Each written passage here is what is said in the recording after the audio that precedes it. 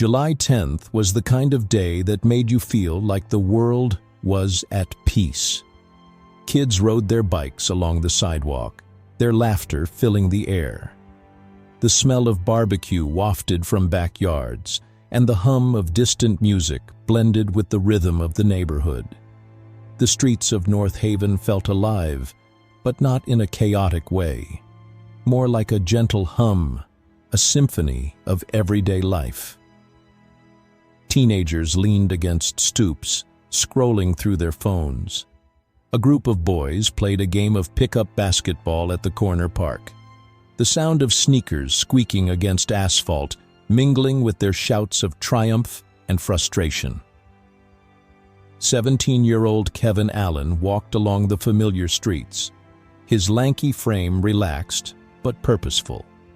He had just left the basketball court, his gym bag slung over his shoulder, and was headed to Patel's corner store to grab some snacks for his little sister, Tasha. "Kevin, you hitting the court again tomorrow?" a neighbor called from her porch, waving a spatula in one hand and a plate of ribs in the other. "Depends on whether I feel like letting Malcolm win," Kevin joked, grinning. Everyone in the neighborhood knew Kevin. He was the kid with big dreams, always talking about making it to college on a basketball scholarship. His grades were solid, his smile infectious, and he had a knack for diffusing tension, even during heated pickup games. Inside Patel's store, the bell above the door chimed. Mr. Patel looked up from his crossword puzzle, smiling warmly. "Kevin, let me guess, those sour candies for Tasha again?" "You know it," Kevin replied, plucking a bag off the shelf. He grabbed a bottle of soda for himself, then set them on the counter. Mr. Patel chuckled. "That little sister of yours has got you wrapped around her finger." "Don't I know it?" Kevin said with a laugh, handing over a few crumpled bills. As he left the store, a sense of calm settled over him. It was just another ordinary day, or so he thought. Kevin didn't notice the patrol car at first. It was parked a block away, its engine rumbling low like a predator waiting for the right moment to pounce. The officers inside, Jack and Martinez, watched him closely. Jack, a stocky man in his early 40s with a buzz cut and a permanent scowl, sipped his coffee while keeping his eyes on Kevin. "You see that kid?" Jack muttered. Martinez, younger and clearly uneasy, glanced up. "Yeah, what about him?" "Red hoodie, matches the description from the call earlier. Robbery on 12th Street, Jack said, setting down his coffee. Martinez frowned. That description was vague. Could be anyone. "Doesn't matter. Let's check him out," Jack said, already reaching for the door handle. As Kevin turned the corner, the flash of red and blue lights suddenly illuminated the street. The wail of the siren cut through the air like a knife, making everyone on the block turn and stare. Kevin froze. His heart raced as the patrol car pulled up beside him, tires screeching to a halt. Jack stepped out first, his hand resting on his holster. "You!" Jack barked, pointing. "Hands where I can see them!" Kevin blinked, confused. "Me?" "Yeah, you," Jack snapped. "Hands up now."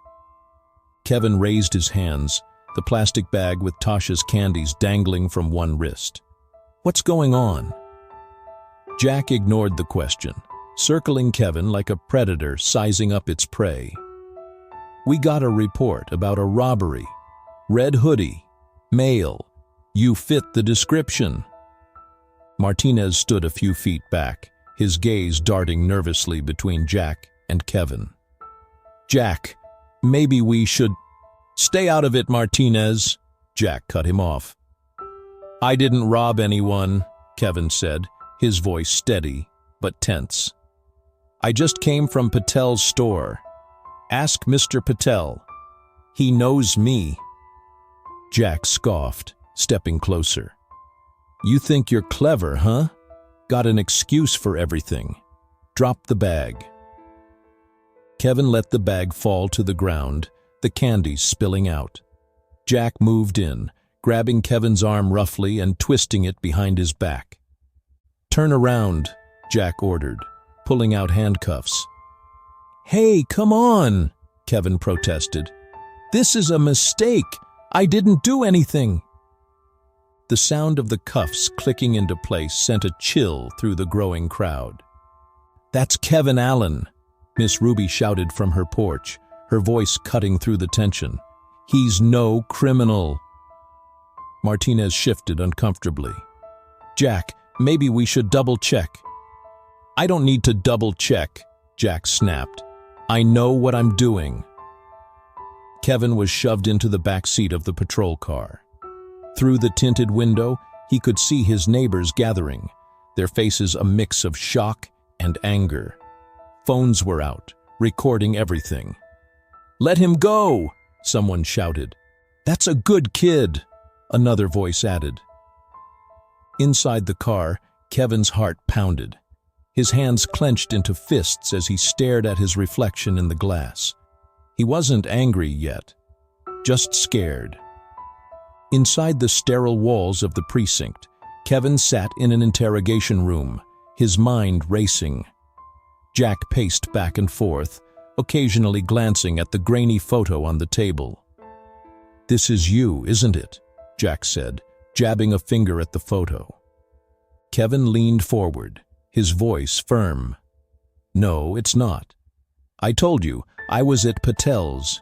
Check the cameras. Jack smirked. You kids think you're so smart. Always a story, always an excuse. Martinez stood outside the room, watching through the glass. His stomach churned. He knew something was wrong. Kevin wasn't resisting, wasn't violent. He was just a scared kid. Outside the precinct, the crowd had grown.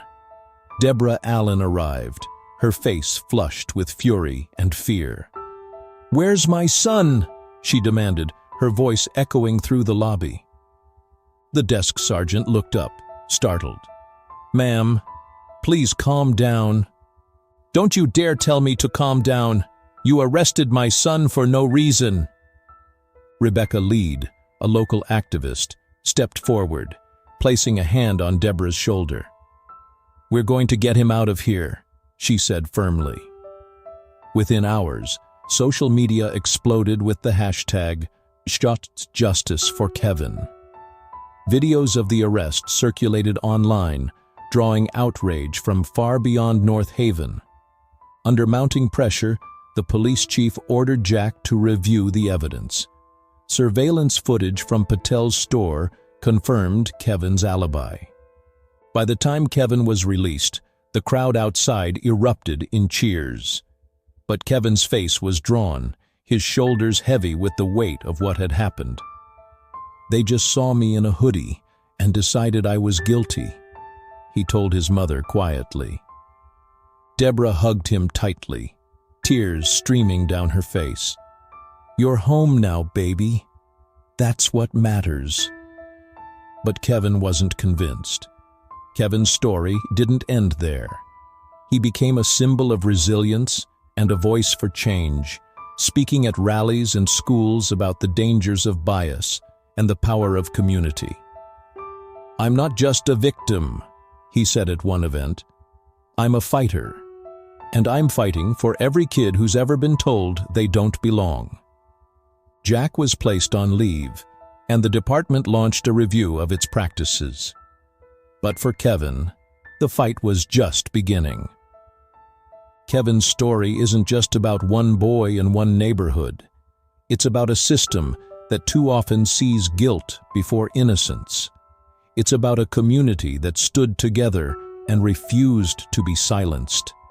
And it's about the courage to demand a better world. The question is, when it's your turn to stand up, will you?